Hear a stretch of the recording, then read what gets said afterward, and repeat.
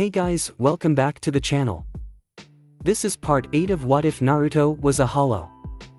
I have created a playlist for this what if, where you can find all the parts, link is in the description. Before we start, please subscribe and smash the like button harder, and share this video with your friends as well. It really means a lot. So let's dig into the what if. Oh shit. Oh shit. Naruto kept repeated those same words in his mind over and over again, as he continued to back away carefully from the apparent Vasto Lorde sitting on the throne.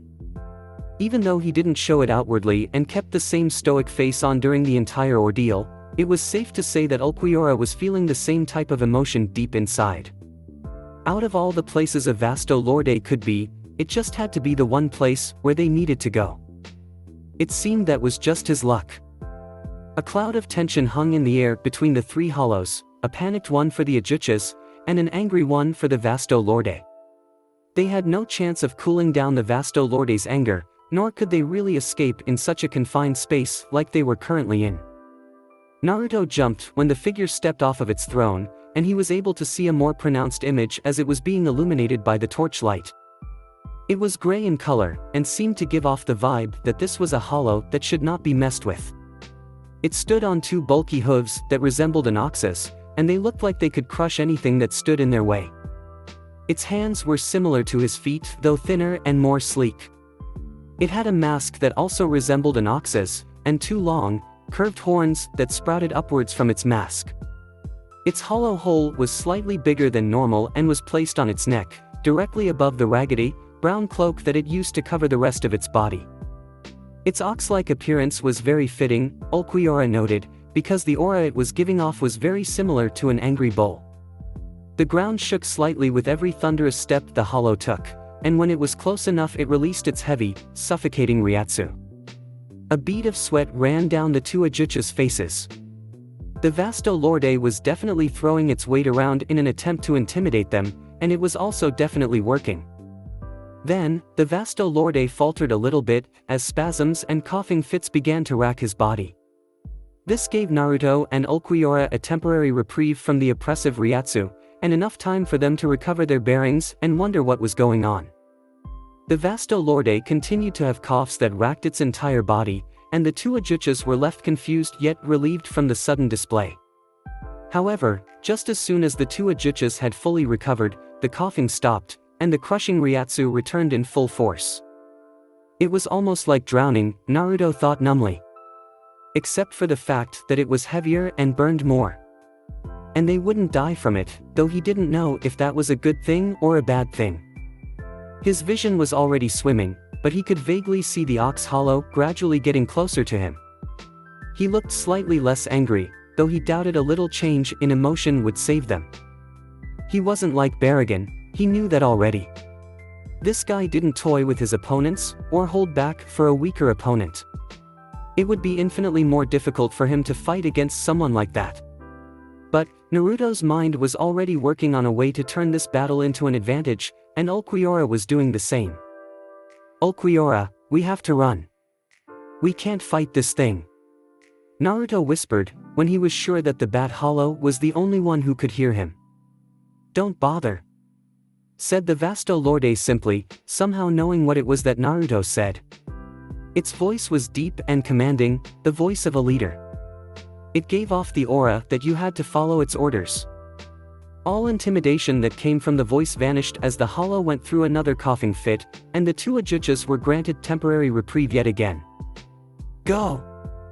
Naruto yelled while the Vasto Lorde was incapacitated.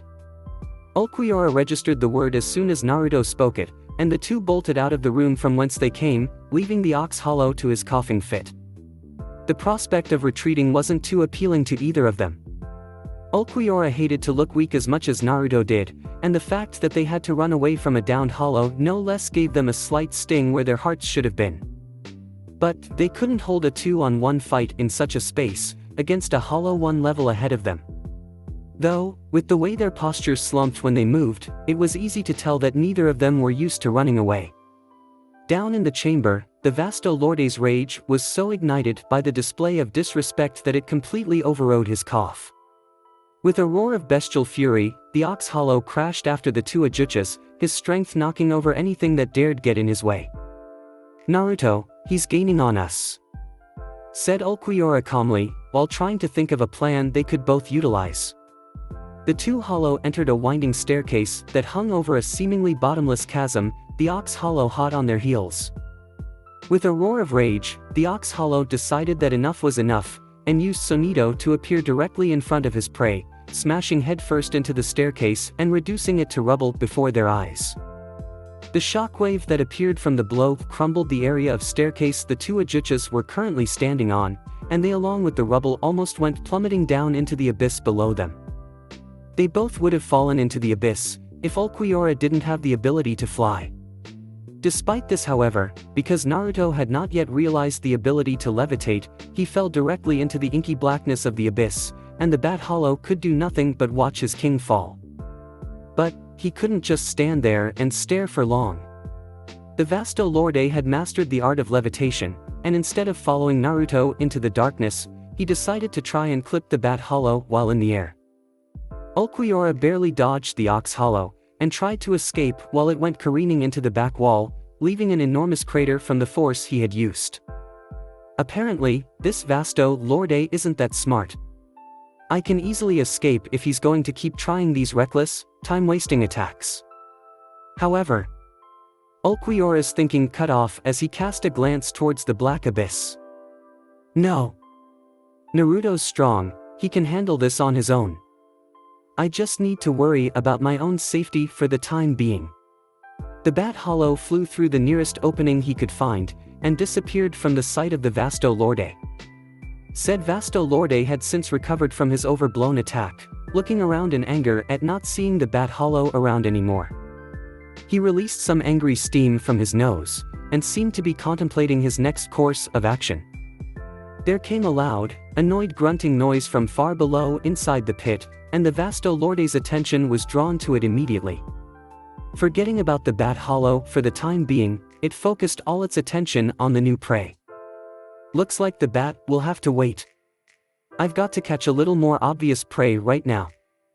The ox thought to himself, preparing to delve himself into the putridly deep ravine. Naruto's voice was heard again by the Vasto Lorde, yet this time it was only a faint echo that reverberated throughout the caves.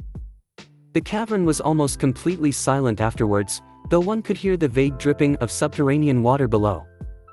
The Vasto Lorde bounded off the wall and into the darkness, despite having no visible landmarks to tell him where he would land. But he jumped in there with a fluid familiarity, as if he had done this several times before.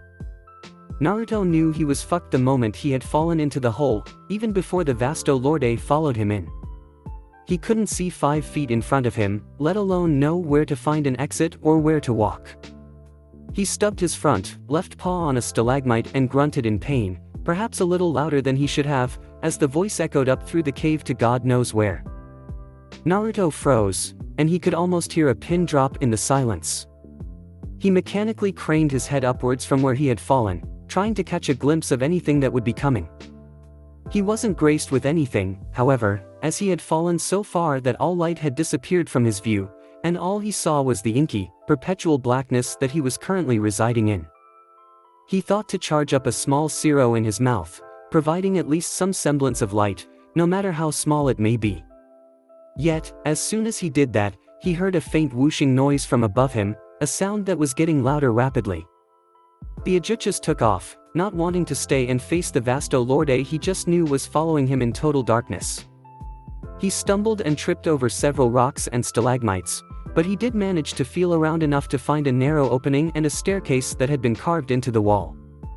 The Ox Hollow heard his rustling however, and Naruto picked up his pace when he heard a loud, deafening roar from the area he had just been in. The Vasto Lorde shot off in his direction with a lot more fluidity than Naruto had, and Naruto knew he would be forced to slow down the Vasto Lorde, somehow. He spotted some light ahead of him, and made a beeline for it without wasting any time. He emerged in a part of the cave complex much narrower and less uniform than the place he had fallen. He skidded to a halt, turning around to meet the hollow that would inevitably be appearing from the dark, narrow passageway. He charged up his orange Zero, and managed to get it off just when the blurry image of the Vasto Lorde was speeding through the passage. The result of his attack remained engraved in his mind for a few seconds, and he knew that this was his time to act. He noticed the doorway high above them the moment they entered the room. The fox Ajuchas sent one of his covers at the Vasto Lorde, before he nimbly hopped onto an outcropping of rocks about 20 feet above him. The smoke cleared exactly 1 second after that, and the ox's rage began anew. He drilled through the rubble that Naruto's 2 attacks had left behind, and entered the chamber, his angry eyes fixated on Naruto. "You motherfucking Ajuchas, your annoying running is getting on my nerves. No one runs from Todoroki and gets away with it without getting brutalized.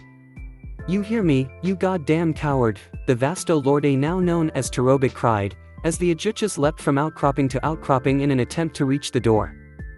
The Vasto Lorde sighed when he wasn't graced with a response. "It seems you didn't hear me," he said lightly, and when he was done he flashed away in a blur of silver, reappearing and levitating directly in front of the rock outcropping Naruto was currently standing on. "What?" Naruto grunted, his eyes widening in pure shock. Todoroki smiled for the first time, a nasty, sadistic grin that lit his face up. "Sonito," he said simply, not an ounce of emotion behind that word. It was as if he were simply informing him of what it was, out of concern for the lesser Hollow's education. No one said anything for a good few seconds, but that didn't mean nothing was going on. Todoroki was focusing his clear blue Ryatsu in the center of his palm.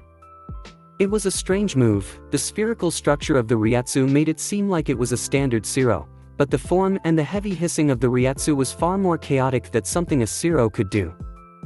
Naruto wasn't given any more time to dwell on the subject, because Todoroki was prepared for his attack. "Bomba Azula," he whispered. The blue ball was released from the Vasto Lorde's palms, and it hovered in the air for a moment, its ethereal luminescence making it look like a will-o'-the-wisp.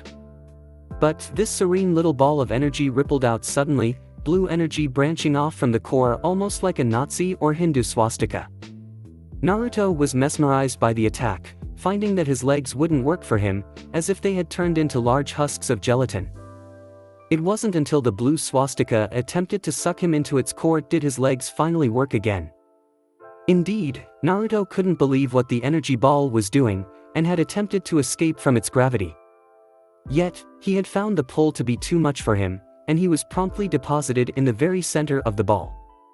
The concentrated Ryatsu scalded his skin, and he could already feel fat welts rising on his skin from the burns. He roared out and cursed in pain, something that caused Todoroki to chuckle sadistically. Naruto attempted to free himself, but found little to no progress with it. The pull of the blue energy was holding him down firmly, holding him in place as well as inflicting damage to his body. He heard Todoroki go into another coughing fit, but the pain was numbing his senses around him, and it felt muffled and vague to him. What was wrong with this Vasto Lorde, anyway? Naruto struggled to get a better view of the sick Hollow, wincing with every movement he took. The Vasto Lorde's attack wouldn't let him, however, as it was prepared to strike with its non-corporeal appendages. In a vibrant display of cool blue energy, the 4 appendages attempted to pierce through his bound body. They would only partially succeed, however, as the Vasto Lorde's coughing fit lessened his control on the attack, and added to the fact that Naruto was releasing his Ryatsu was throwing them off even further. Naruto managed to break free of the attack as soon as the blue appendages came together at the center, and flashed in a lethal explosion of Ryatsu. However, the Fox Hollow couldn't fully avoid the strike, and he took a heavy grazing from one of the appendages just as he left. Naruto grit his teeth to prevent himself from crying out in pain. His left side had suffering a nasty burn from just the little graze, and Naruto was left wondering what would have happened if the full attack had hit him. He fell to his knees and panted, taking a look at his wound as he did. The smell of burnt hair permeated his nostrils, but that was only a minor issue when he looked at the burnt flesh that was oozing a nasty black ichor from the blisters on his wounded area. Naruto surprised himself by being able to pull himself to his feet quickly in such a condition, but he was never one to question a blessing in such a situation. Ignoring his pain, Naruto blurred over to the still coughing Vasto Lorde, thoroughly intent on taking his head. The Vasto Lorde, for all he was worth, wasn't going to go down so easily to an Ajuchas. Despite his weakened state, he blocked the attack from head-on with his beefy arms. He was surprised by the amount of force behind it, and despite minimizing the damage and redirecting the attack, he suffered a nasty vertical slashing wound that took off a chunk of his mask. The threat of damage forced Todoroki from his coughing fit, and Naruto realized that attacking the Vasto Lorde probably wasn't the best idea in the world. For now, he had a presumably angry and completely non-weakened Vasto Lorde that he had to deal with. The cave was completely silent, as if Hueco was bowing in respect and fear of the angered titan. Todoroki gave an unhealthy roar of rage, and brought down his powerful fist straight onto his foolish opponent's torso. A resounded crack was heard as Naruto's ribs broke, and he went barreling through the air to land lamely on one of the rock outcroppings. He struggled to his feet, and didn't even have time to notice that Todoroki had blurred right next to him again, his fist poised for a lethal strike. Naruto blurred over to the next outcropping, not even stopping to watch the previous one crumble underneath the strike. Hopefully, the attack would have cooled Todoroki's rage, and he would find a chance to escape the rampaging Vasto Lorde. Todoroki's rage lasted a little longer than expected, and he managed to get one successful attack on Naruto before he was afflicted by another coughing fit. This time, Naruto learned from his mistakes and intelligently decided not to attack Todoroki, and with a few agile leaps he managed to escape into the wide opening at the top of the room. A few mazes later, and Naruto had reached the entrance to the cave complex where he and Ulquiorra had entered. He nearly collapsed once he viewed the open Hueco sky and the murky, black water, but he got accustomed to just catching his breath and relishing in his successful escape. "Naruto," came a calm, stoic voice. One that was clearly questioning his well-being. "Ulquiorra? Dat you?" Naruto breathed, noticing the bat hollow from where he was sitting on a large boulder. The bat hollow had clearly been waiting for him for a good few minutes. "Yeah. I managed to get away from the Vasto Lorde when he used one of his overblown attacks." "It looks like you had quite the run-in with him yourself," he commented. Naruto grunted, and then punched the ground in anger. "That damn Valakav. He never told me something like this would happen. Months of walking and traveling to this place that he holds in such a high regard, and we find out that it's housing a fucking Vasto Lorde of all things. I bet he knew that this would happen." Naruto ranted. "If I ever see that asshole again, I'm gonna rip out his intestines and jump rope with them, and then I'm gonna tear off his limbs and bludgeon him to death with them." He cackled insanely, as more and more images of Valakav dying entered his mind, each one more and more brutal than the last. "Are you sure you should be thinking of creative ways to kill this Valakav right now? If we stay here forever, that Vasto Lorde is bound to catch up to us sooner or later," Ulquiorra said in response to Naruto's words. "Ah, come on, Ulquiorra. Being insane is no fun as you aren't irrational from time to time." A loud crashing noise came from directly behind the two hollows, and in a split second, the figure Ulquiorra had dreaded reappearing flew through one of the openings to the cave complex, demolishing it in the process. Naruto and Ulquiorra shielded their faces from the debris, and waited for the dust to clear before they had to face their foe. Todoroki stood before his elusive prey, adopting a slightly better demeanor than the two have ever seen on him. It was akin to a glorious happiness after achieving some great thing, and in this case it was cornering his prey.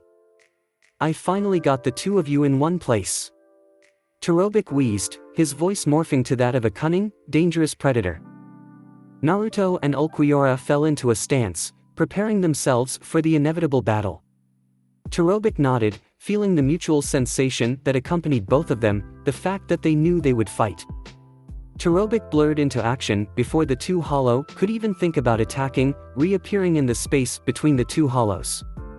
He used his Ryatsu to deliver a backhand slap to Ulquiorra, knocking him back.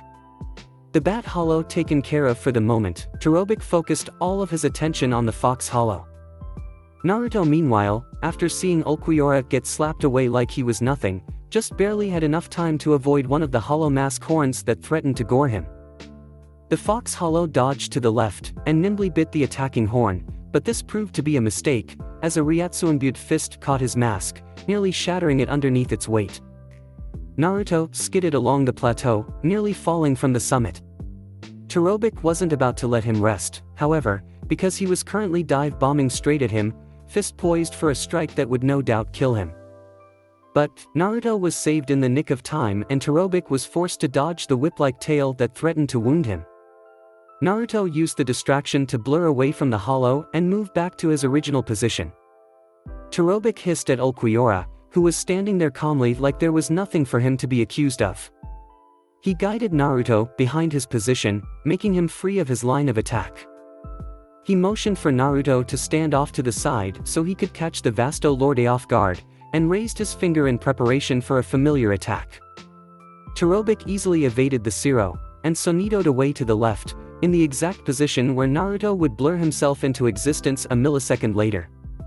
Ulquiorra's plan failed, though, as Todoroki also evaded Naruto's attempt to lop off his head via claws. This was getting ridiculous for both Naruto and Ulquiorra. It might as well have been a full-grown man picking on a couple of 4-year-olds, because that certainly was the way this fight was going for them. Their attacks weren't hitting him, he was outspeeding them and hitting them where it hurt, and even if they did hit him, their attacks had no effect whatsoever. The Vasto Lorde blurred away again, appearing to Naruto's side, and after doing a quick flip in the air, prepared an axe kick that would have caved in Naruto's skull. The gods were definitely smiling on Naruto today, and as luck would have it, Todoroki was sent into yet another coughing fit right in the middle of the air, and he fell to the ground uselessly, his attack completely forgotten. Naruto kicked the Vasto Lorde while he was down, sending him over in Ulquiorra's direction. Ulquiorra! He's having another coughing fit. Attack him now while you can, for it's the only time either of us will be able to get an attack in on him, he shouted. Ulquiorra was prepared. He bound the flying Vasto Lorde in place with his tail, kicking him and then launching him yet again into one of the cave entrances. This particular one collapsed as well, but they both knew the Vasto Lorde had more than enough strength to get out. Ulquiorra, does something seem off about this Vasto Lorde to you? Naruto asked after the Vasto Lorde had been flung into the cave complex. Ulquiorra glanced at his king, though voiced no words. I mean, he seems to have a terrible, racking illness.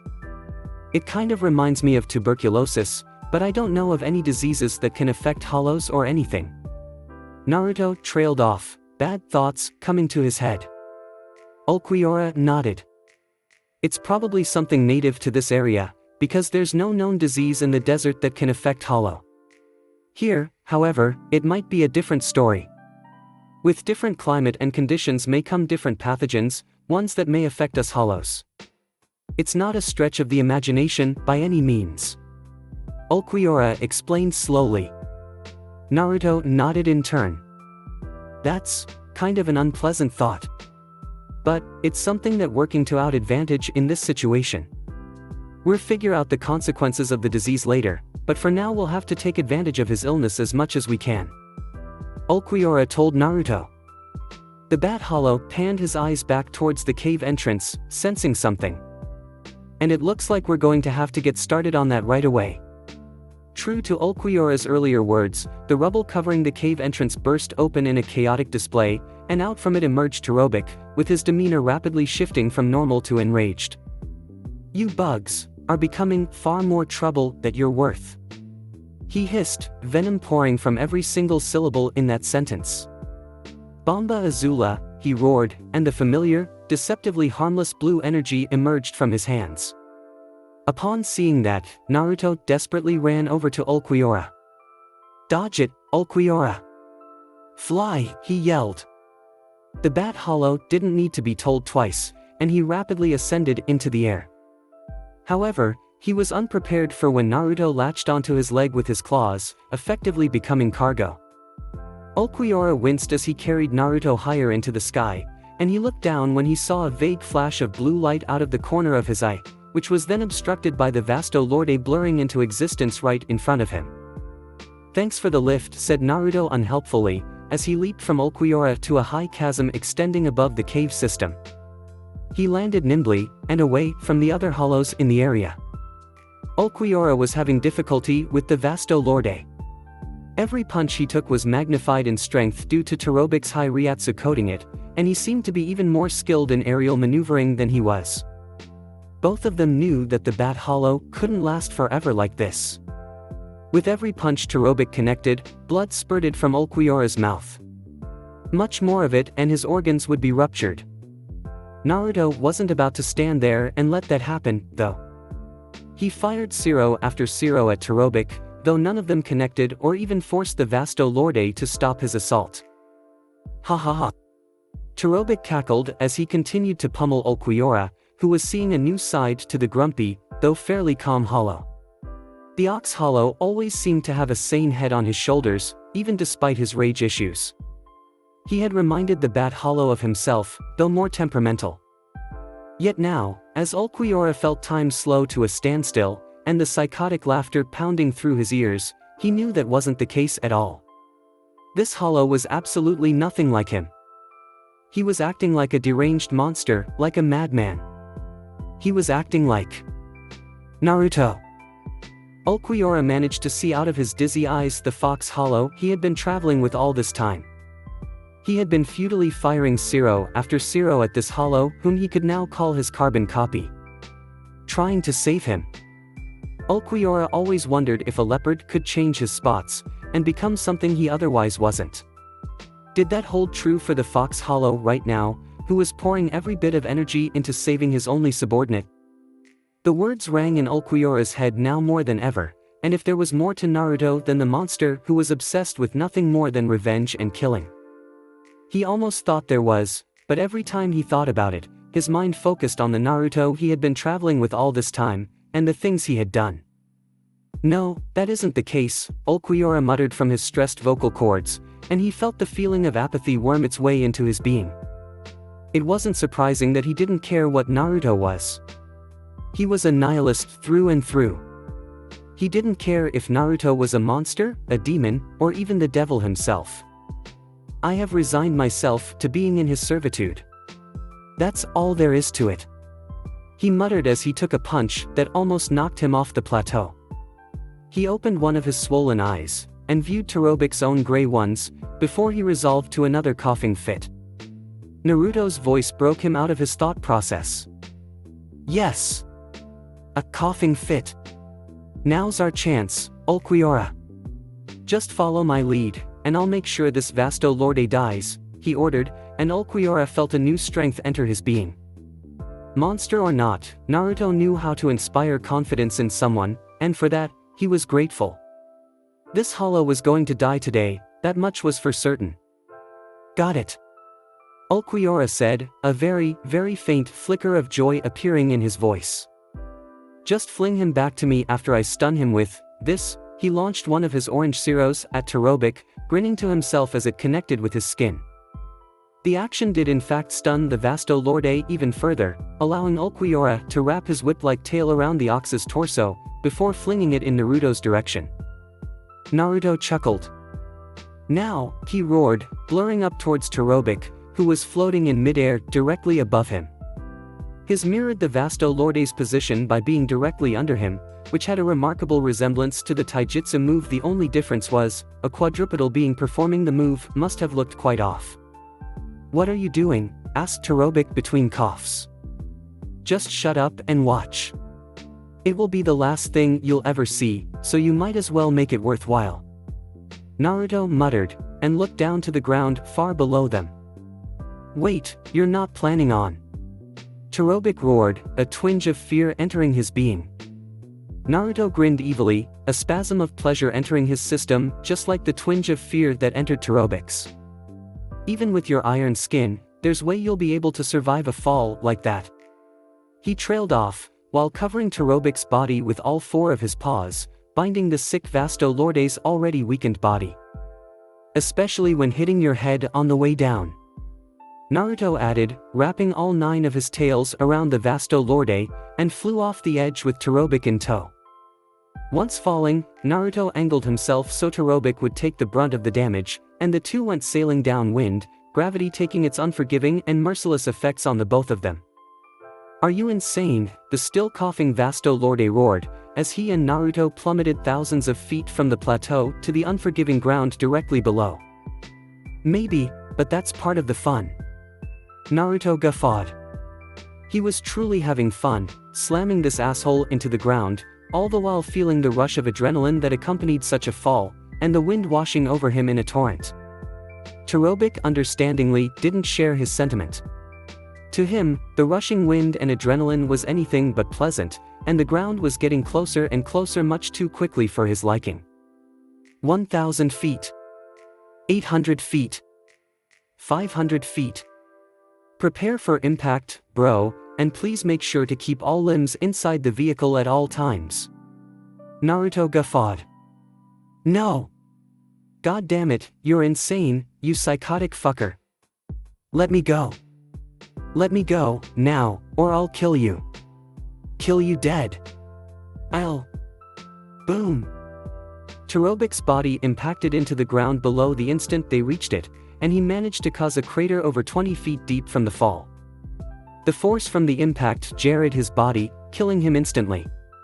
Naruto was only slightly wounded, and leapt off the dead hollow with surprising skill, landing on his feet 10 feet away. He didn't look back to see Todoroki's legs flop over lifelessly without anything acting on them. Instead, he simply stared at the giant plateau in front of him, a triumphant sense of victory overcoming him. Don't worry. He grinned. We'll take good care of your home. Dreamdo-sama isn't going to like this very much. Hissed a shrouded figure lurking in the shadows at the top of the plateau. There wasn't much to said about this particular hollow. It was covered in a plain black cloak that obscured almost all of his features, but what could be told about this creature was that it was thin, lithe, and subtle, the perfect build for a spy. It was currently perched on top of the plateau, suppressing its Ryatsu while remaining out of view of the other hollows in the area. He had been assigned to spy on Todoroki for quite some time now, and even when Todoroki had emerged from his cave complex and trashed the two hollows, the figure hadn't even batted an eyelash. That quickly changed when the Fox Hollow and the Bat Hollow managed to get the advantage, and in a quick display of wit, managed to kill Todoroki by dropping him to his death thousands of feet below. It took all of the Hollow's willpower to not have a panic attack right there. A development like this would massively screw up their plan, and he didn't want to be around to see his master's rage when he found out. He would have to leave his spot and go down, if only to confirm Todoroki's death. The cloud of dust cleared at the bottom, and the figure was able to confirm the death of Todoroki, judging by how his legs limply protruded from the dirt below. The Fox Hollow who had killed him seemed to be only slightly injured from the fall, though it was hard to tell considering how injured he had been during the fight. Whatever the case, the Fox Hollow definitely hadn't been killed like Todoroki had. He heard a whooshing noise to the left of him, and it turned out that the Bat Hollow who was just flying there idly had flown down to join his comrade, and maybe reap their reward. He almost forgot that the Bat Hollow was still around, and cursed his stupidity at almost going out in plain view. He moved himself out of his hiding place once he was sure the Bat Hollow had completely descended, and when they couldn't see him, and prepared to find suitable cover down below. He had to find out more information about these two quickly, lest they become a threat. When Todoroki was pulled cleanly out of the dirt and sand by Naruto, his cold, dead body would never realize how intensely Naruto's evil red eyes were staring at him right then. Naruto didn't stir when Ulquiorra landed in the dirt beside, never taking his gaze off the dead Vasto Lorde. He seemed to be even hurting himself from exertion, as his eyes seemed to adopt a manic, bloodshot look, and a few veins popped into the areas around his head that were visible. It was quite a grotesque scene, as even Ulquiorra would notice such. Ulquiorra was about to say something, but before he could even open his mouth, the Fox Ajuchas stopped his intense gaze, cocked his head backwards, and emitted the loudest laugh Ulquiorra had heard him do thus far. It was just as manic as any of Naruto's other laughs, perhaps even more so. Yet this time, there was no hatred laced behind the laugh, just simply insane joy. Whatever the case, he was probably just ecstatic about the fact that he just killed a Vasto Lorde of all things, and would gain a massive power-up once he feasted upon the corpse. Ulquiorra knew already that there was no way the Fox Hollow would ever share any of his meal, and he honestly didn't expect Naruto to do that anyway. The spoils brought about by a dead hollow belonged to its killer, and no one else. Naruto himself didn't need to be told twice. He didn't even speak, gesture, or even acknowledge Ulquiorra's presence, and proceeded to selfishly tear his teeth into the Vasto Lorde's corpse, and from the sounds he was making, it was indeed delicious. Naruto didn't even make an attempt to have some restraint. Even Ulquiorra couldn't help but feel a little jealous at that sight. Halfway through the meal, Naruto seemed to spasm in a crude, almost sexual manner, and Ulquiorra started to feel dirty just watching this scene play out. And, oh god, was he really seeing how tenderly Naruto was caressing the half-eaten body? As he was eating the body, Naruto, Ulquiorra, and even the messenger off to the side could just feel the change in power occurring in Naruto. As he got closer and closer to polishing off the body, Naruto's orange Ryatsu began to release itself, become more beautiful and vivid with each passing second, but also much more violent and oppressing.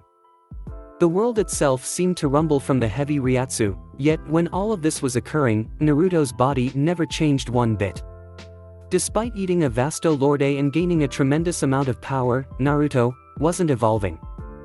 That didn't stop Naruto from eating with pure gusto, devouring every bit of flesh with unrestrained relish. He didn't care about evolution in this particular moment. All he cared about was eating the meal and the taste of it. The look on his face was pure bliss too, so much so that he almost looked like he was going to pass out. When he finally finished, he collapsed backwards into the dirt and released a moan of pure ecstasy. That was amazing, he moaned softly, blood dribbling from his mouth lewdly and clashing with the seemingly positive scene. Ulquiorra sighed reproachfully, embarrassed by Naruto's behavior. Did you really have to act that way? What you just did basically showed that you don't have any dignity, he lectured. Naruto looked confused for a second, before he turned his head to the side and noticed his right-hand man. Oh, hey Ulquiorra. When did you get here? He asked, before laughing uproariously. Ulquiorra then adopted a deadpan expression at his king's absent-minded nature. The bat hollow wiped his palm across his face, his eyes showing pure exasperation at the brash hollow in front of him. Then again, with his consuming of the Vasto Lorde, it was pretty much guaranteed that Naruto was far beyond his level now, even if he didn't quite evolve into a Vasto Lorde. So, how are you feeling? He asked. Naruto looked at him happily. Great. I feel great. Power is rushing through me at a phenomenal rate, and I feel like I can do anything right now, with no one able to stop me. Naruto exclaimed, laughing all the way. Even though you didn't evolve. That put a slight damper on Naruto's mood, though it wasn't enough to wipe the grin off of his face. Come on, Ulquiorra. You should know by now just how much it takes to evolve to Vasto Lorde status. We've both eaten so many of our own kind in hopes of becoming one of them.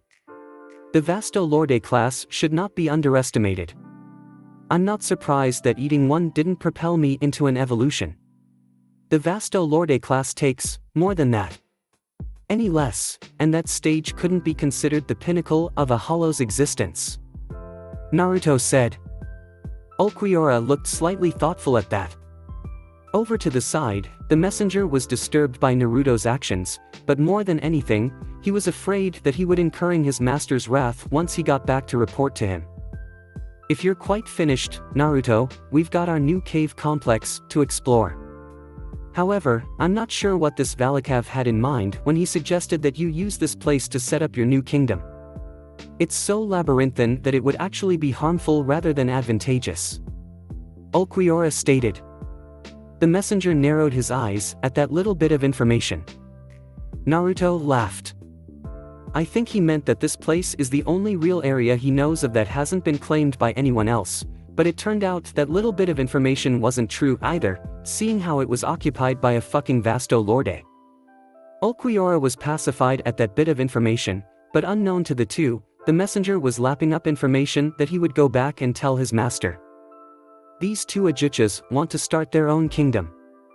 It would be simple my master to crush them now with his forces, and we should take care of them now, in the off chance that they actually do become powerful. I just hope Master Sama isn't too enraged however, as he might make some unpleasant decisions. At the very least, I know that he'll be enraged enough to want to take revenge on the hollows who killed his brother. These two don't stand a chance. The messenger mused, before taking off into the shadows. So, if I want to build a kingdom, where should I start? Naruto mused, as he sat down on Terobik's throne. The two hollows somehow managed to make their way back into Terobik's throne room, deciding to take up residence in the spacious cavern. Well, the main thing we need to do is find hollows who will take up positions within your kingdom. With your power, it shouldn't be any problem to make regular hollows obey you without question. The real problem here is getting an Ajuchas under your command. Ulquiorra advised. Naruto breathed, before a sudden noise turned his attention to the outside. Ulquiorra heard it too, and both Ajuchas recognized what it was instantly. Low-level hollows. Ulquiorra stated for the both of them, discerning the hostile cries and shrieks of many hollow out in the cave complex. In response to that, Naruto grinned savagely. This should be the perfect time to exercise my power then. Stay here, Ulquiorra. I won't be longer than an hour. Naruto ordered, to which Ulquiorra complied immediately. He was surprised by how close the hollows were to the throne room.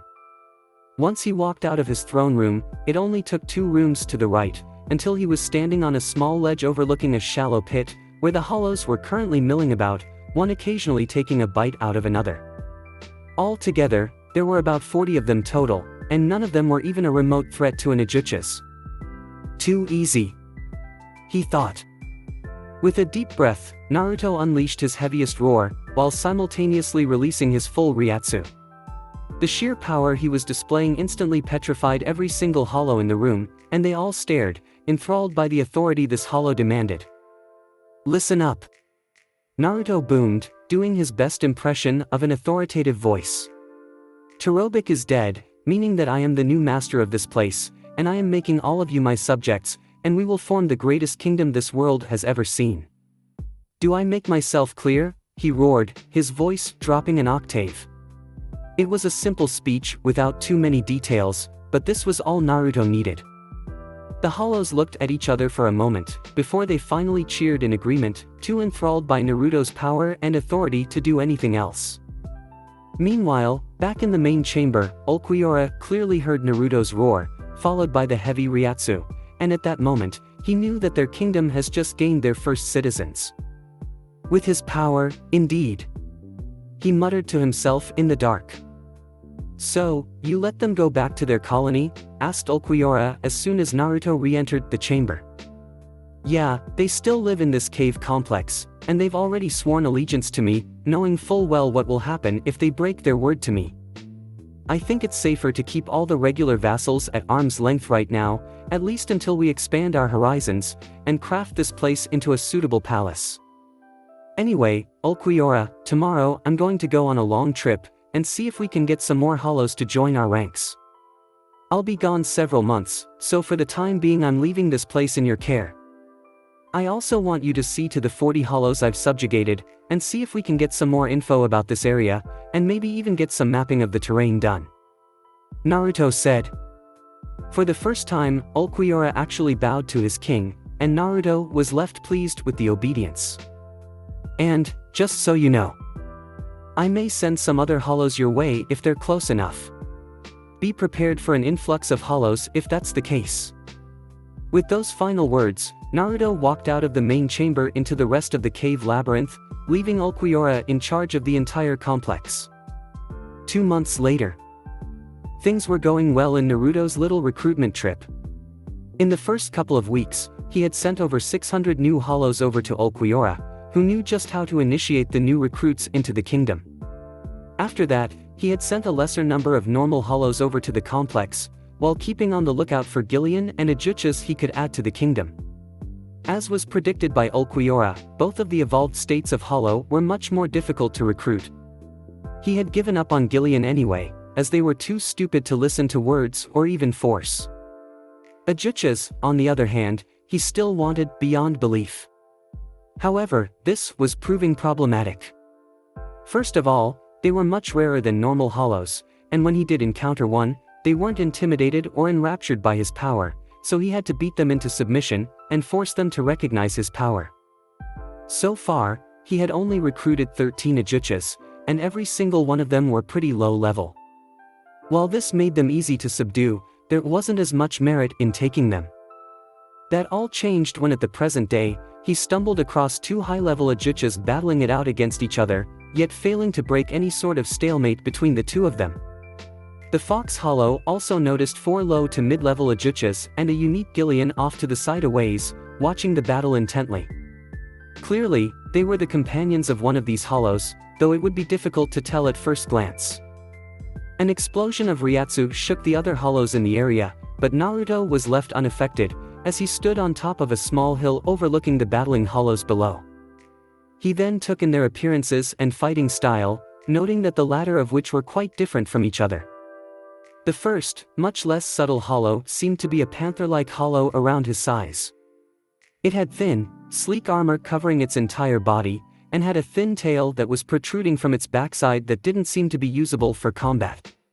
This hollow was darting all over the place, using his superior speed and skill in an attempt to get the jump on his opponent. His opponent was hardly fooled by this, however. The other Ajuchas was almost twice the size of the panther, and it definitely showed that it had more physical strength. It stood upright, and had a strange mask, looking somewhat like a cross between a horned demon and a praying mantis. It had 4 wiry arms which seemed to have scythes growing from them at the ends, and a thin, yet sturdy white bone armor was covering most of its torso and legs. Anyway, the battle went on for quite a long time, with the Panther Hollow failing to majorly penetrate the Mantis Rock's solid defenses, and the Mantis failing to land a single strike on the Panther. All in all, he was impressed by the display of power these two were showing. It was unlike any of the Ajuchas he had recruited before, and it would be a waste if he didn't get both of these two in his forces. Though, the main problem was trying to convince them, not to mention the fact they wouldn't get along if they did accept. But whatever, these two would be difficult to convince. Even if he did beat them into submission, he doubted that would convince them to join his cause. If anything, from the way they fought with joy and relish, they would want to be finished off if they were ever to be defeated. If spared, they would detest the one who let them live. Naruto sighed. Oh well. I better make my presence known with the two of them.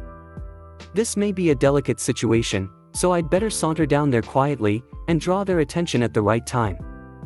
With stealth that only a fox was capable of, he crept down the slope without drawing attention from anyone, hiding in the shadows as he watched the two battle. 2 months before. The Reino humanoid was the only known hollow kingdom that existed in the sea. To be more specific, it existed on an island large enough to settle and build a grand palace, which was located about halfway across the Huecomundo Ocean, between the mainland where Naruto's cave complex was, and the large landmass that existed beyond the Inky Ocean. The island itself was a dark, gloomy place, and it made one fathom why anyone would choose these places to build their kingdom. There was more plant life than the mainland, even though it mostly consisted of tall grass and trees that looked both dead and gnarled. A mighty, Gothic castle stood at the absolute center of the large island. It wasn't nearly as large as Las Noches, but the aura it gave off was that it was just as powerful.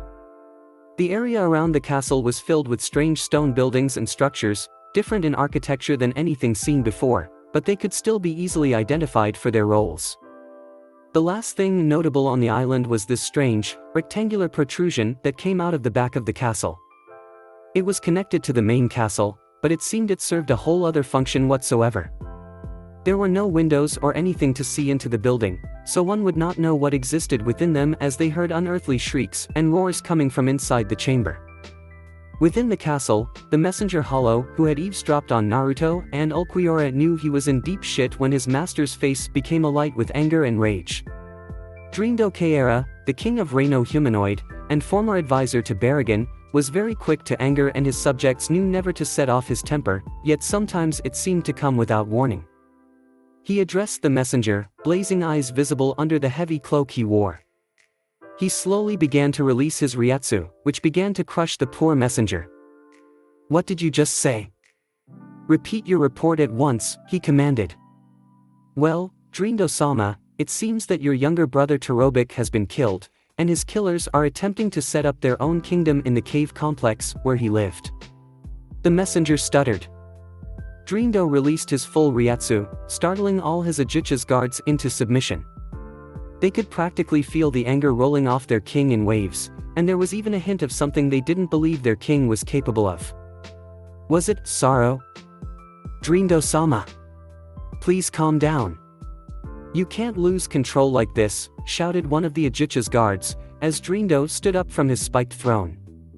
The king ascended down the long, narrow hall, looking around at the drab, gray stone wall.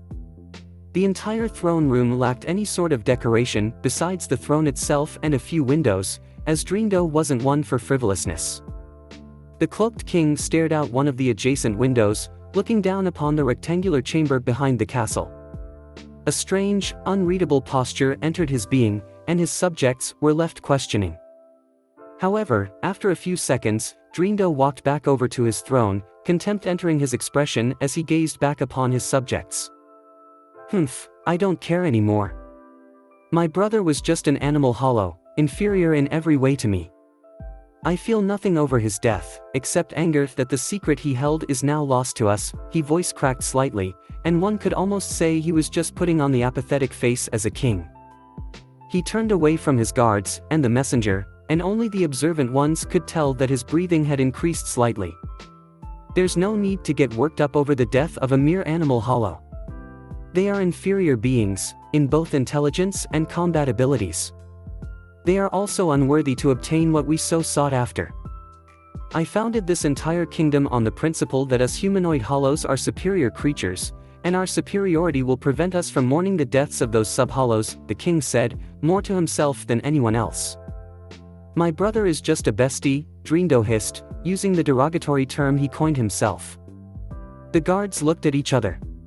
This racist approach was common in the kingdom, so much so that the enlightened hollows refused to believe that all of them were just beasts to the core. In fact, the hollows of the kingdom ate only animal-based hollows. Of course, only the Ajichas really took this to heart. The Gillian and normal hollows didn't mind who they ate, especially considering they were near mindless, and it was only through strict rules that they were kept in line. That would all change once their master's dream was achieved. These two animal hollows, they shouldn't be allowed to form their own kingdom, especially one that will try to rival us in power. We're going to travel to the mainland, and obliterate this weed before it can grow. Drindo ordered. That was strange. Usually, their king's racist attitude would make him refuse to believe that an animal hollow could be anywhere near his strength. And, now they were going to bring much of their forces to crush something that probably won't even be a threat. It was almost like Drindo was afraid of the ones who killed his brother. Of course. Drindo said smoothly, a soft, yet sadistic undertone added to his voice. There's no need to dirty our humanoid hollow hands in the extermination of some animal hollows. He turned back to look at the rectangular chamber again. Guards! Escort me down to the estable, he ordered, to which 5 of his guards saluted their king, and surrounded the much smaller Vasto Lorde at a 360-degree angle. We're going to use them, and crush that cave complex, before they can even do anything. Naruto knew right then and there that these two had so much potential. Their actions, their demeanor, and the overall aura they gave off was just something that seemed right in Naruto's eyes. That wasn't all either. Their power, although not on the level of his own, defined them as somewhat talented Ajichas. It was captivating, to say the least. They would do anything in their power to win, and the brutality in which they fought was stunning. Even those who were supposed to be on their side had backed away as far as humanly possible, opting not to be caught in the crossfire. They seemed to know that their superior would finish them off in a heartbeat if they so much as got in their way. A part of him wanted to just sit back and watch this admittedly entertaining fight play out, and a very small part of him wanted to convince these two without having to use force.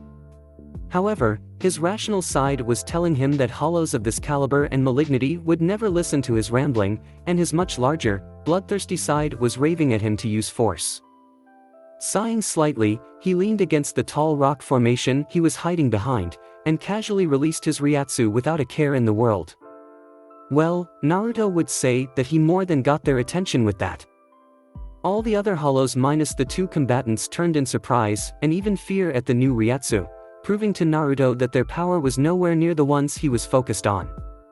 But, it seemed even the two stronger hollows seemed to be affected at least somewhat by his Ryatsu, regardless of how well they tried to hide it. For one thing, they seemed to have forgotten that they were at each other's throats just a few seconds ago. The two didn't say anything, but they did glare at Naruto with no small amount of force. The Fox Hollow seemed to enjoy such an action though, as a twisted grin came alight upon his face when they did so. "Who the fuck are you?" hissed the Mantis Hollow, his vulgar tone mixing perfectly with his accent. Naruto panned his eyes between the two hollows, not replying to the question. He tried, with difficulty, to keep his predatory grin off of his face, but it seemed that it wasn't going to work. He knew this, and they seemed to know it too, considering they got tenser when he looked at them that way. "I said who the fuck are you?" hissed the Mantis Hollow, this time saying it even more rudely than the first time. The Panther Hollow snorted, shockingly coming to some sort of agreement with the Mantis. Naruto laughed, and turned away from the two hollows to look at the pitch-black sky, though he never made the amateur mistake of dropping his guard in front of an opponent. "Bastard, you makin' fun of us?" the Panther Hollow spoke for the first time. His voice was wild and raspy, fitting for a hollow like him. He was also just as rude as the Mantis, though he was more temperamental and impatient. "Short temper, huh? I think I like this one. Reminds me of me," Naruto duly noted. "Me? Oh, I'm just some traveling Ajuchas looking for some strong Ajuchas to add to my group. I saw the two of you fighting each other, and was impressed with your display of power, so I decided to drop in and say hi." Naruto answered casually, keeping an eye on both of the Ajuchas in case they tried anything. Well, that didn't work. Naruto thought to himself, seeing how his little implication just seemed to anger the two hollows. Indeed, the Mantis Hollow seemed to have some sort of sneer on its mask, and the Panther was emitting a low growl at him. The three hollows stood there in relative tension, until they were snapped back to reality by a much weaker voice off to the side. "Grimmjow, I think this Fox Hollow is trying to tell us that he wants you to join him. With that kind of Ryatsu, you should really listen to what he says. Forget about becoming a Vasto Lorde, and just save your own life and follow this guy," said the Insect Hollow standing over in the group, who was addressing the Panther Hollow now known as Grimmjow. Naruto frowned, as Grimmjow's rage increased tenfold at that kind of statement. "Shut the hell up, you damn coward. I can tell what he's implying here, and I don't need you to tell me that this jackass wants me to join him. And, if you're gonna be so damn cowardly about this, you might as well get the fuck out of here. You're a damn coward, trying to save your own skin. Just because he has some strong Ryatsu doesn't mean I'm going to give in to this guy." Grimmjow roared at the Insect Hollow. The words seemed to cow the Insect Hollow into submission, but Naruto looked entirely bored at this development. "And you," Grimmjow said, pointing to Naruto. "You can take that little offer of yours and shove it up your red ass. I am the king, and I will never be caught dead following anyone, especially some weak-ass fox-faced moron like you," he sneered. Grimmjow took his eyes off him when he said, and when he glanced at Naruto again, the Fox Hollow was lying in the ground, drawing pictures in the dirt, seemingly uninterested in whatever Grimmjow had to say. Grimmjow's hackles rose yet again, and he snarled at Naruto in the most violent way he could muster, which was apparently pretty violent. "Pay attention, asshole," he yelled. "You're the king, He paused for a moment, before he put the finishing touches on whatever he was drawing in the sand. He grinned widely as if it was ready to be shown to the world. "King of what, 5 hollows?" he asked, gesturing to the drawing in the dirt. It was a crude drawing of what appeared to be a hilariously disproportionate Grimmjow, with a head much bigger than its body, and a whiny pout on its face. Behind him seemed to be 5 hollows who seemed to represent his followers. An immature little speech bubble coming from Grimmjow's pouting mouth read, "I am the king." The Mantis Hollow, who was being uncharacteristically silent, suddenly snickered at the drawing, causing Grimmjow to glare at him with the look of hatred, before directing said glare over at Naruto. Naruto thought he could see some faint trace of red in Grimmjow's feline mask, though he reminded himself it was probably from rage rather than embarrassment. "Well," Grimmjow said, while shaking in rage. "Yep, that's definitely anger on his face. It doesn't matter if you invite me to your group, because that won't change the fact that I'm going to kill you," he yelled, springing into action on all four legs. His fellow quadrupedal hollow was there to meet his blow halfway, Grimmjow's teeth matching Naruto's claws in strength. The predatory grin on Naruto's face grew wider, while he used his free hand in an attempt to slash Grimmjow. The Panther Hollow was stunned by the speed of the attack, and if were any slower he would have been clipped by it. He put some distance between himself and his opponent, scrutinizing him carefully and waiting for the perfect moment to strike. He was slightly surprised when the Mantis Hollow he had been fighting attempted to subtly attack Naruto while he was focused in another battle. It brought two of its sides down upon Naruto's head from behind, hoping to end the battle right there. "Noitra-sama," cried the lone Ajuchas who was the Mantis Hollow's companion. Noitra didn't respond to him, instead focusing on the dust cloud that had been made in his wake. When it cleared, he learned that the only thing he had made with that attack was a large indent in the sand. It turned out that Naruto managed to outspeed Noitra easily, and then had managed to get a nasty kick into the Mantis' backside. Unlike Grimmjow, Naruto's kick managed to penetrate Noitra's defenses, and it crippled him for a few seconds as he was sent flying back to Grimmjow's position. "What do you think you're doing, asshole?" growled Grimmjow at the crumpled Noitra, who had fallen to the ground a mere 3 feet away from where Grimmjow was standing. "What does it look like?" "I'm claiming this kill for myself," Noitra drawled back, not feeling up to listening to the Panther's attitude. "This one's mine. I saw him first, you damn mantis." "Like hell you did. You wanna motherfucking die. You're the one who's gonna die." Naruto laughed uproariously as the two Ajuchas were once again at each other's throat, this time for a different reason. "Shut the fuck up," they both roared simultaneously at the laughing hollow, before turning to glare at each other once again. Naruto laughed for a while longer, before it began to trail off at a disturbingly faint rate, before all that was left was a sick grin that would make any hardened hollow afraid. "I think it's time to stop fucking around," he said lowly, shadowing his face from view. Slam! Within a split second, a shocking amount of force had impacted Noitra right across the torso, sending him barreling back 30 feet before he finally crashed into a small rock formation. Grimmjow's eyes widened at the displayed speed of the attack, before he saw the Fox Hollow, with a bloodthirsty grin on his face, turn his attention on him. He giggled threateningly, showing off his deep black claws for Grimmjow to behold. "Hi!" he whispered, and that was all Grimmjow could hear before Naruto slashed his powerful claws diagonally across his torso.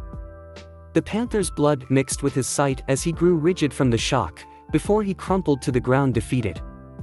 "Grimmjow!" yelled one of his traveling companions, though neither combatant could figure out who.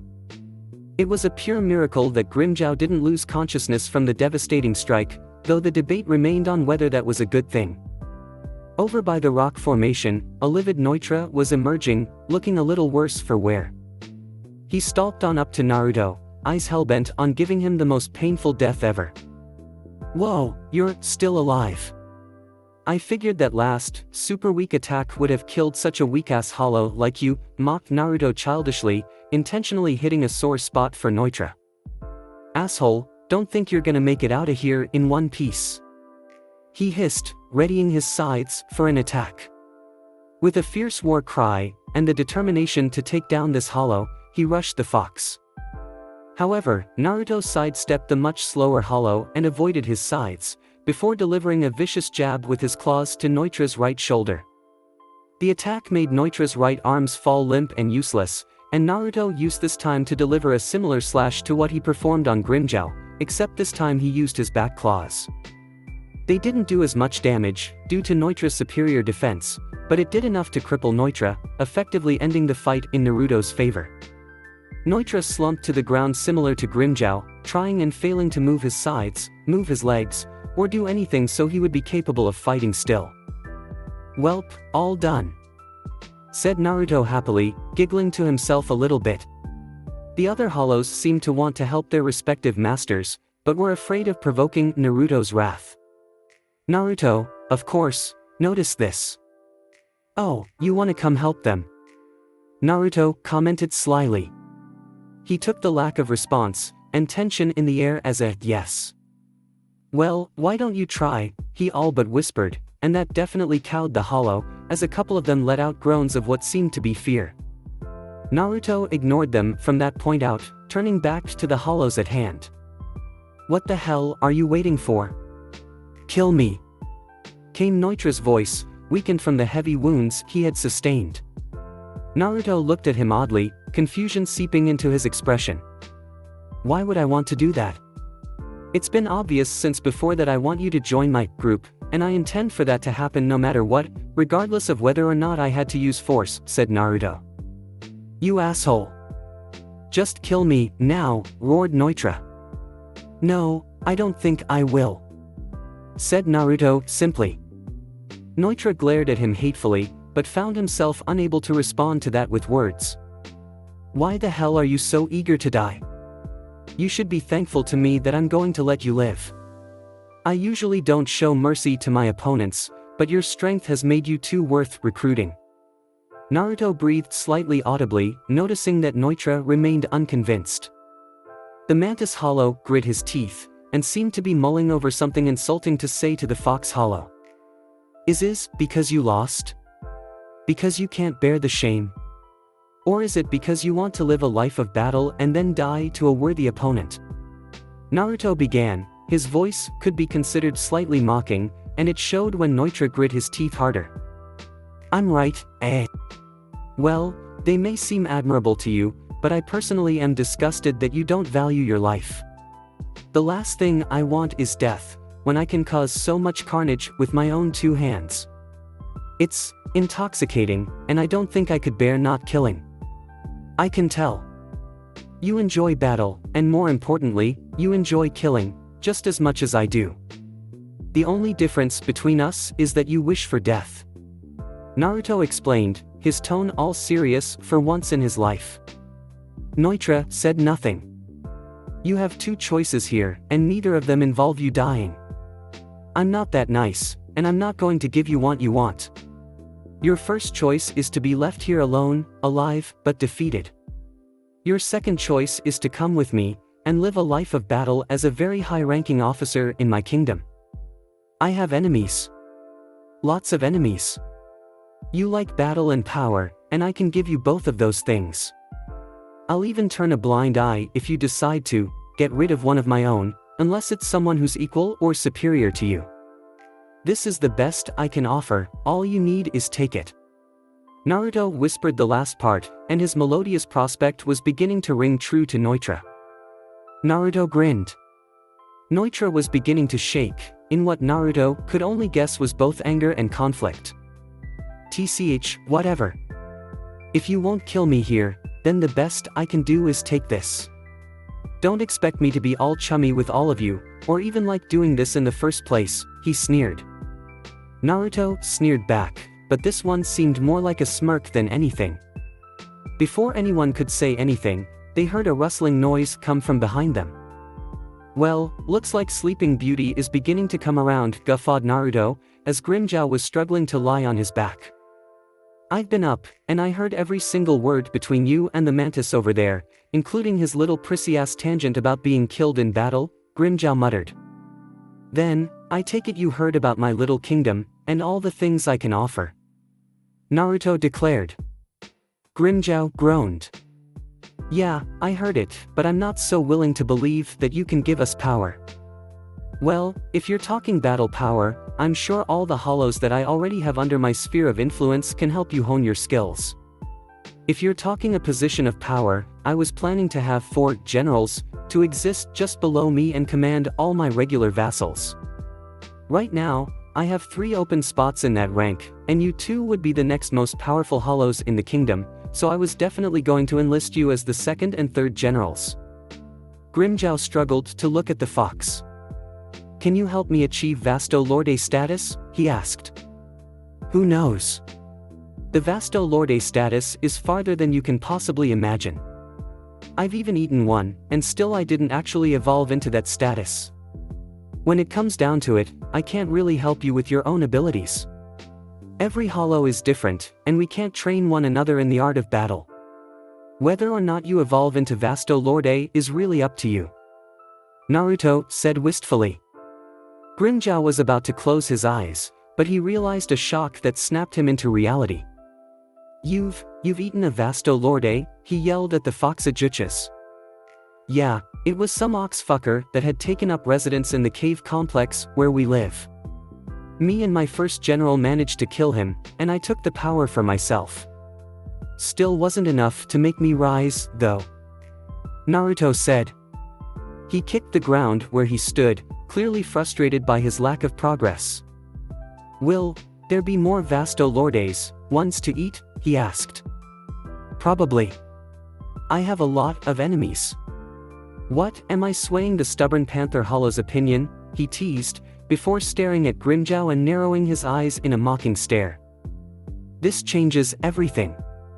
If I have an easier chance to become a Vasto Lorde, then I will gladly give up my position as king of these losers over here. He said, pointing to the 5 lower-level hollows who had been following Grimmjow. Fine, I'll come with you. I'll be your so-called general or whatever. I really don't give a shit, as long as I can better my chances of evolving myself. I'll even ally myself with the likes of this fucker here.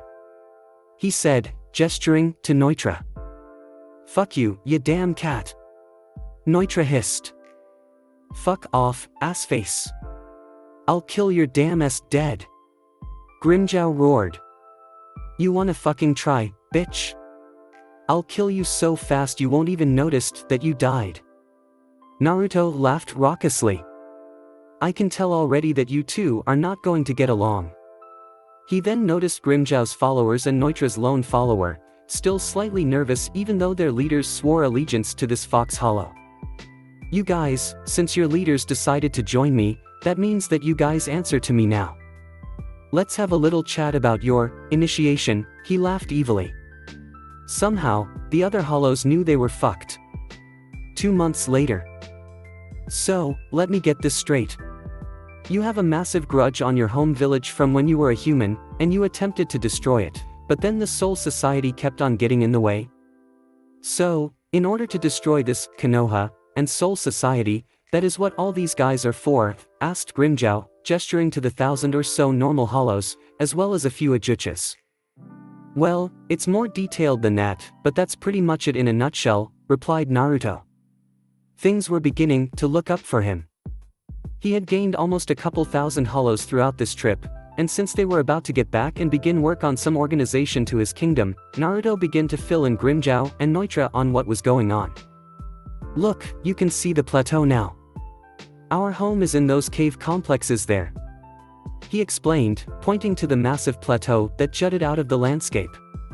The fully recovered Grimmjow and Neutra stared at it, an unreadable expression on both of their masks. As they got closer to it though, Naruto began to see that something was off. It was too quiet for there to be anything going on in the cave complex. Not to mention, he couldn't feel any Ryatsu in them. Without warning anyone, he rushed quickly over to the cave complex, leaving everyone in his dust. He reached the base of the plateau in about 10 minutes, and ascended it in less than 5.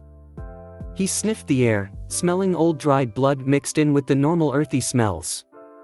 He then noticed a familiar presence, sitting on a particularly large rock outside of the cave complex. Oh! Ulquiorra! Naruto stuttered out, shocked at the Bat Hollow, who was sitting over there by his lonesome, the look on his face even gloomier than his normal one. Ulquiorra looked at him, though he seemed to have already noticed his presence beforehand. Naruto. I'm glad you're back. We have had a little situation occur while you were gone, he said calmly, as if the severity of the situation wasn't affecting him at all. What happened here? Why is there the smell of blood mixed in with the area? Why are you here all by yourself, and why don't I feel any Ryatsu other than yours in this area? He exclaimed. We got crushed, that's what happened. By them. He said cryptically. Them? Who the hell are they? But, from the looks of things, you make it sound like we were attacked, said Naruto. We were attacked. By this hollow kingdom from across the sea. We were no match for them, not with our current numbers.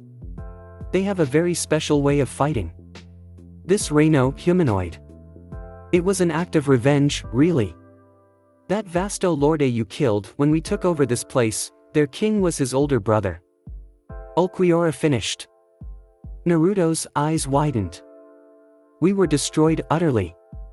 Every one of those hollows you sent my way while you were on your trip was killed by Drindo's forces. He didn't let anyone live through this. Naruto's eyes narrowed. Then, why did he let you live? Ulquiorra stared at him stoically, before deciding to tell him the full story. Flashback. Ulquiorra sighed the best he could through his wounded throat. They were beaten, and everyone knew it too. Well, him and everyone on the winning side, seeing as everyone except him had been killed. The Bat Hollow weakly looked up into the eyes of his attacker, the only thing visible through his veiled cloak. They were scornful, mocking, as if they were judging him just because of who was an animal hollow. One of Drindo's guards emerged from the cave complex, looking as if he had news to report. Drindo-sama, this was indeed all they had as far as population. The Fox Hollow who killed your brother is nowhere to be seen, as he is nowhere in this cave complex, it said. Drindo seemed to growl underneath the cloak, before he looked down at Ulquiorra. Damn it, he could be anywhere by now.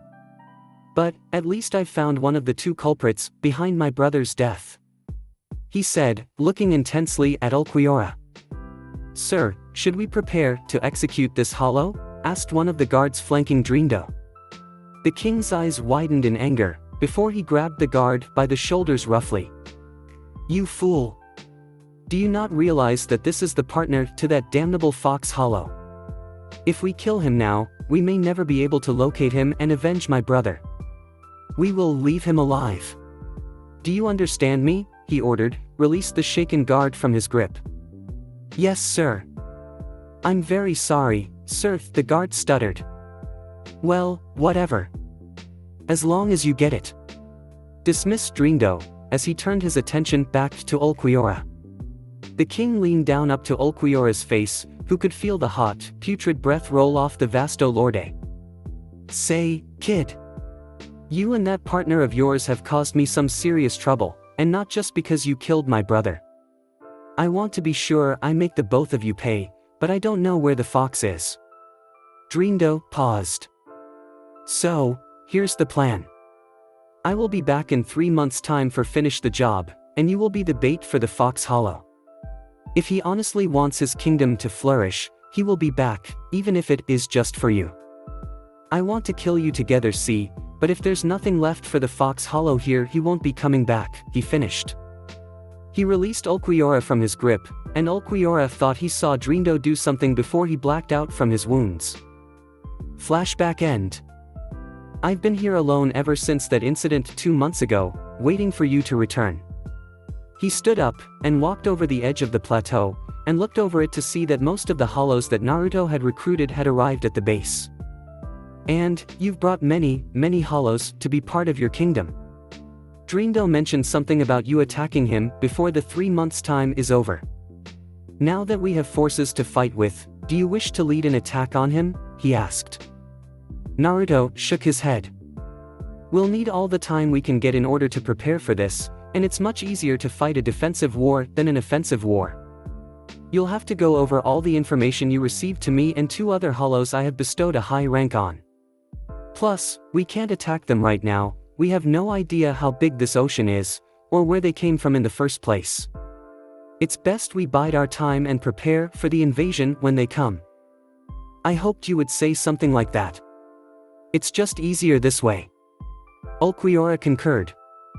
Yes, we have a war to prepare for, but our key concern is getting our new folks settled in. We can go over wartime strategies once we have Meet me in my throne room in a few days, and we'll discuss our next course of action, he ordered, his tone all sane and professional for once. Ulquiorra nodded in confirmation, before Naruto turned away from him and headed into the cave complex.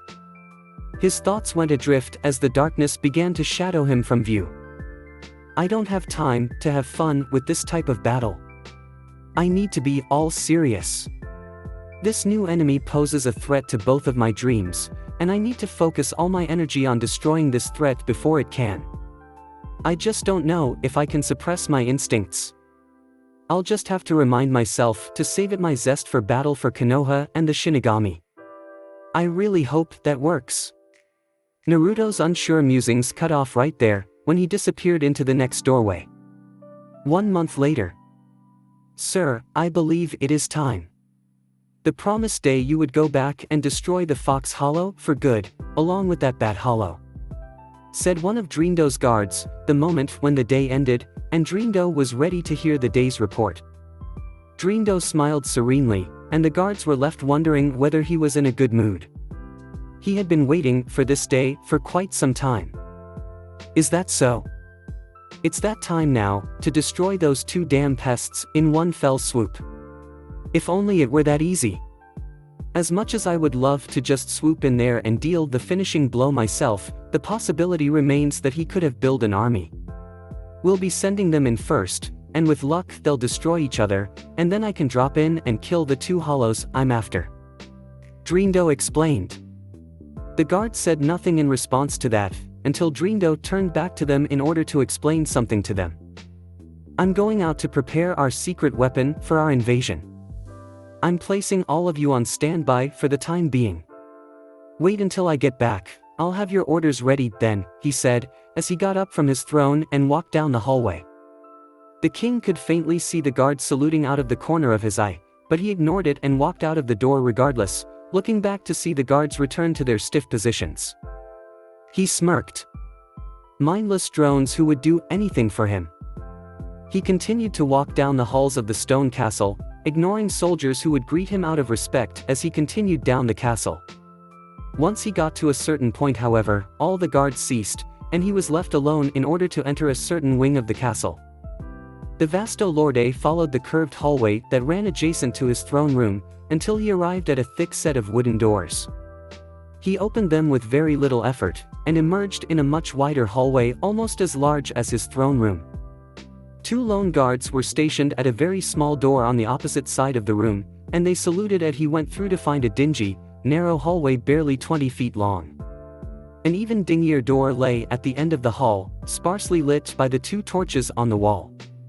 Drindo grinned wickedly, thinking of what lay behind that door. It made him giddy, oh so very giddy. He stroked the handle to the door in an almost perverse manner, testing the feel of it and remarking that he never got old. He opened the door with a loud creak, feeling the presence of an intense hatred waft all over his body. Rather than make him disgruntled, it pleased him greatly, and he showed it with his wide grin. He could see the hundreds of eyes on him, the only thing visible in the dark. Good evening, ladies and gentlemen. How are we doing this fine evening? So this was it, for this part of the What If. Thanks for watching, I hope you enjoyed. If you enjoyed this What If, and want to see next part of it, comment down below and let me know. And also subscribe to this channel for more awesome content.